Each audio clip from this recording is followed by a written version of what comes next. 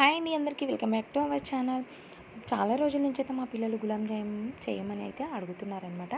అయితే ఇవాళ వాళ్ళ కోసం టైం తీసుకొని అయితే చేశానమాట. రౌండ్గా కాకుండా ఈ షేప్లో చేసిన అనమాట. మా చిన్నప్పుడు అయితే కిరాణం కొట్టులో దొరికేవన్నమాట. ఇలాంటి గులాబ్ జామ్లే నాకు చాలా ఇష్టం, చాలా బాగా నచ్చినాయి అనమాట. అవి చాలా నాళ్ళకు రౌండ్గా కాకుండా ఇలా ట్రై చేశాను అనమాట. ఇలాగ గులాబ్ జామ్ ప్యాకెట్ ఏ కంపెనీ అయినా పర్వాలేదండి, తీసుకోవద్దని దాన్ని అయితే కట్ చేసి అయితే ఈ పౌడర్ ఉంటుంది కదా, దీన్నైతే ఒక ప్లేట్లో వేసుకోవాలి. ఇలా వేసేసుకొని మనం ఒక గ్లాసు పాలు అయినా సరే, లేదంటే వాటర్తో అయినా కలుపుకోవచ్చు. నేనైతే పాలు తీసుకుంటున్నాను. కాచి చల్లార్చిన పాలు అయితే ఒక గ్లాస్ తీసుకున్నాను. ఇప్పుడైతే కొంచెం కొంచెంగా పాలు అనేవి వేసుకుంటూ నెమ్మదిగా కలుపుకోవాలండి. మనం చపాతీ పిండి అలా కలుపుకుండగా మెత్తగా అయితే ఇంకాస్త పిండి వేసుకొని కలుపుకుంటాం కదా, అలా కాకుండా ఇందులో అయితే కొంచెం కొంచెంగా పాలు వేసుకుంటూ నిదానంగా కలుపుకొని చూడండి, చపాతీ ముద్దలా చేసుకొని పక్కన పెట్టేసి ఒక 10 నిమిషాల పాటు అయితే దీన్నైతే పక్కన పెట్టేసుకుందాం. ఇప్పుడైతే ఒక కప్పు షుగర్కి 3 కప్పుల వాటర్ అయితే వేసేసి పొయ్యి పైన పెట్టేసుకున్నాను. దీన్నైతే పాకం వచ్చే లోపైతే మనం ఆయిల్ అయితే హీట్ చేసుకుందాం. చూడండి, డీప్ ఫ్రైకి సరిపడినంత ఆయిల్ పెట్టేసుకొని హీట్ అయిన తర్వాత కొంచెం గులాబ్ జామ్ పిండిని తీసుకొని అయితే ఆయిల్లో వేసాను. చూడండి, వేగానే ఇలాగా పొంగుతూ వచ్చిందనుకోండి, ఆయిల్ అనేది మంచి హీట్లో ఉందని అర్థం అనమాట.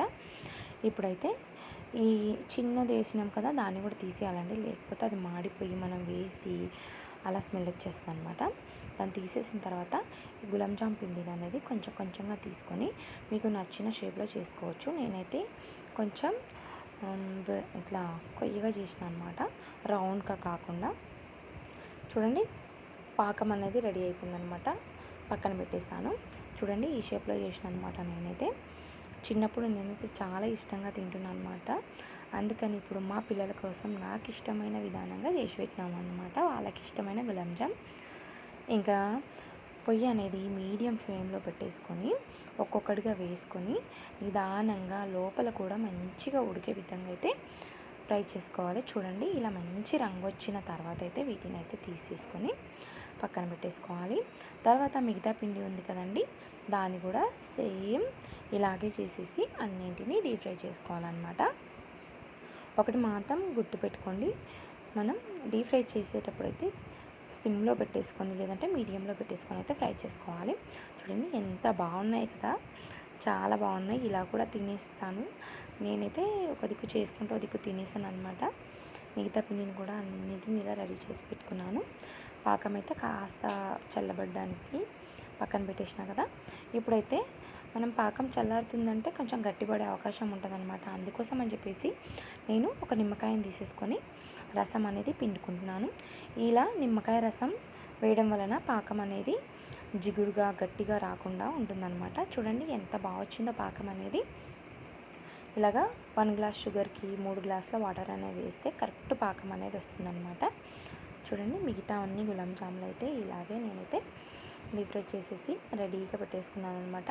పాకం అనేది మరీ వేడిగా కాకుండా కాస్త గోరువెచ్చగా ఉన్నప్పుడే మనమైతే ఈ గులాబ్ జాములను వేసామనుకోండి, చాలా బాగా వస్తాయి అన్నమాట.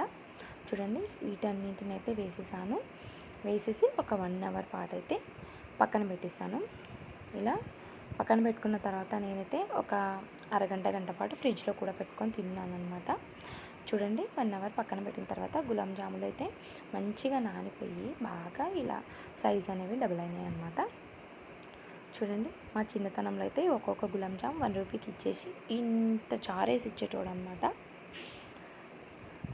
నేనైతే ఇప్పుడు 5 గులాబ్ జాములు వేసుకొని ఇంత చారేసుకొని తింటున్నాను అనమాట. పానకం సారీ చారు అన్న అప్పుడు అలాగే అనేటోళ్ళం అనమాట. చూడండి, ఎంత మంచిగా జ్యూసీగా చాలా బాగా వచ్చింది కదా. మీకు కనుక ఈ వీడియో నచ్చితే లైక్ చేయండి, షేర్ చేయండి, ప్లీజ్ సబ్స్క్రైబ్ చేసుకోండి.